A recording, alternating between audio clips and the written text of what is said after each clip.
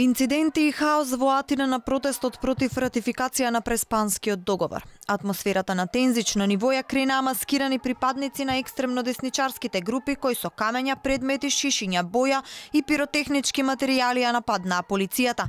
Насилните демонстранти на плоштадот Синтагма се разбиваат со шок бомби и солзавец. Македонија е Грчка и референдум сега се пораките кои се испраќаат директно од пред зградата на грчката влада и парламент. Заедно со граѓаните се голем број свештени лица, политичари, а поставена и бина каде говорници се обраќаат пред народот. Протестите ги поддржува и најголемата опозицијска партија во Грција, Нова демократија.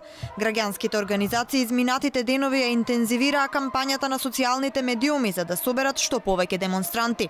Сепак денеска грчката полиција излезе со соопштение дека имало околу 60.000 лица, што е значително помала бројка за разлика од минатогодишниот протест.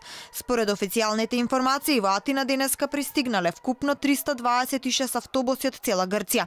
Се протестираше и на грчко-македонската граница. Околу 150 граѓани од Кукош со 15 трактори неколку часа го блокираа и автопатот. Сепак ова не го спречува процесот за имплементација на Преспанскиот договор. Од утре се очекува да влезе во собраниска процедура.